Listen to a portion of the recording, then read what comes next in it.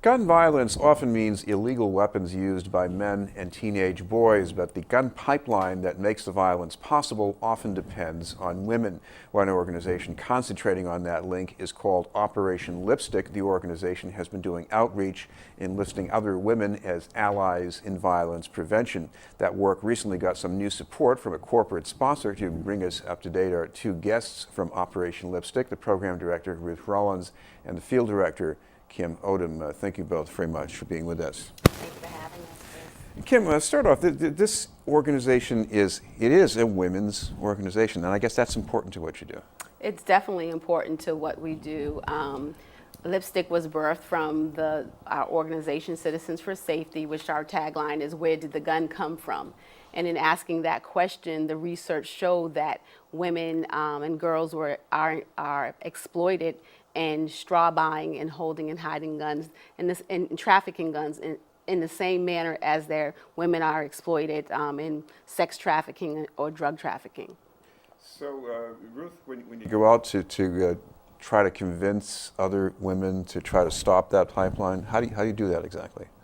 Well, no judgment. I mean, we have a presentation that we do every first Saturday of the month, and it's a curriculum that we use, and it's a safe place. It's a safe place that women aren't judged because what I was just telling you, that 9 out of 10 through our workshop, a woman will come forward and say her involvement or knowing that guns are in her home. And I think one of the magic things that happen in our workshop, that there's no judgment and we're able to meet women where they're at.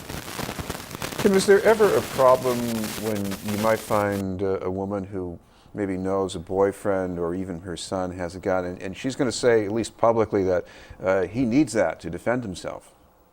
You know, and I know that that's really challenging, but what we try to help get that understanding and raise the awareness of is, both the moral consciousness about lives, the value of life, and to raise also the legal consequences, and to again raise that consciousness about what is happening in our community, and that we have to be a part of the solution to the pain and the suffering that we all are experiencing and impacting. And so I know that sometimes it can be a challenge to say, my child needs that for protection, but at the end of that, you got to really think about, what does that really mean in the grand scheme of things, that gun is ultimately going to end up taking the life of someone. It could be a family member or someone in the community, and can you live with that? Is it worth it? Is it worth the pain and suffering that we're experiencing in our community daily?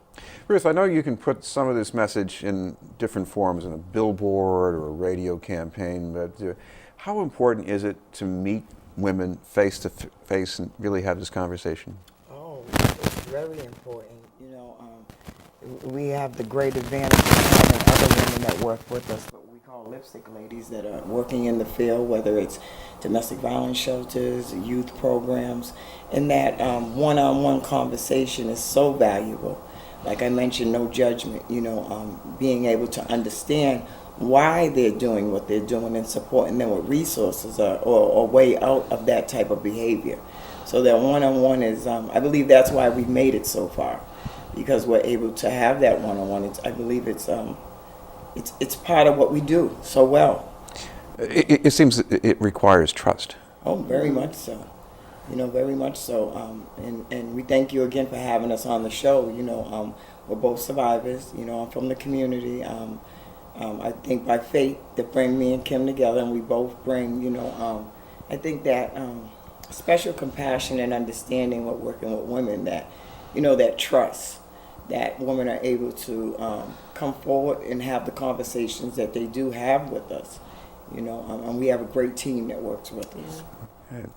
Well, Kim, now part of the team is a company that makes tuna fish, and they've been doing it for 100 years. So make the connection here. How does that pipeline work? How does that work?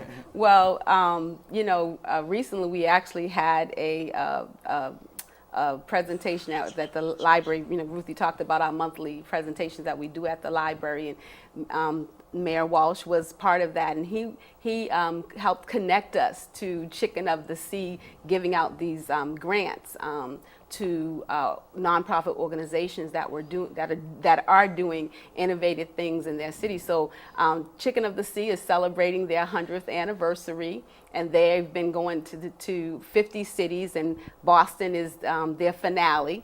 And we're so excited that Lipstick was chosen to be one of those grantees.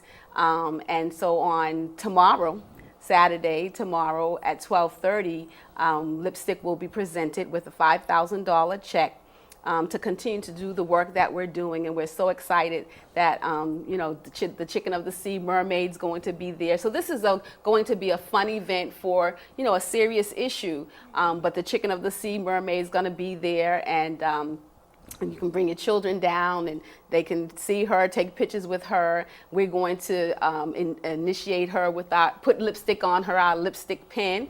And we appreciate that they saw the value in the work that we're doing with women. And so the connection is the chicken of the mermaid, right? She's a woman, right?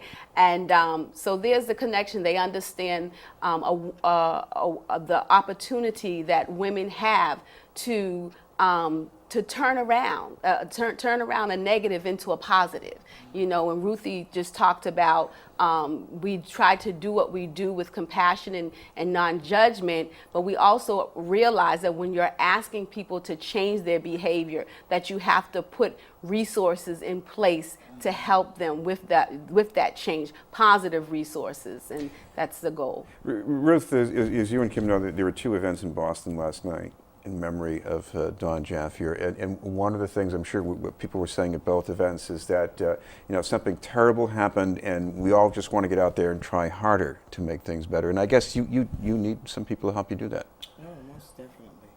We need it's a quote that Kim always says, it takes a village to save lives. And most definitely we need more people to support the work that we're doing, to get on board, to be able to talk to that mother, daughter, granddaughter, in regards to being part of the solution versus the problem with the gun violence in our community. Unfortunately, that young girl that got killed, it was another gun that ended up on our street that didn't need to be there. Mm-hmm. It hasn't came out as of yet, but a lot of these guns we're finding out through research are illegal traffic firearms. So I believe there's more we can do, and we're hoping that people will join us to support the work that we've been doing. And we have been making a difference.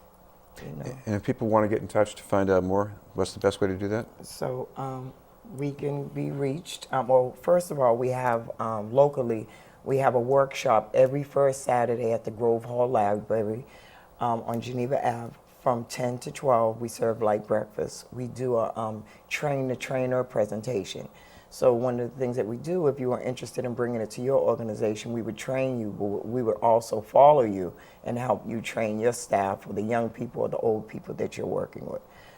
It's a great way to get involved. We also, wherethertheguncomefrom.org, you can go to our website. I don't have our phone number. No, the phone number is 617-233-5363. So that's 617-233-5363. And as Ruthie said, we do have a lipstick leadership training that's going to be September 6th. That's the first Saturday of the month, September 6th at the Grove Hall Library, 41 Geneva Ave in Dorchester. Thank you both very much, Kim Odom and Ruth Rollins from Thank you, Chris. Operation Lipstick. We'll have more news in just a moment.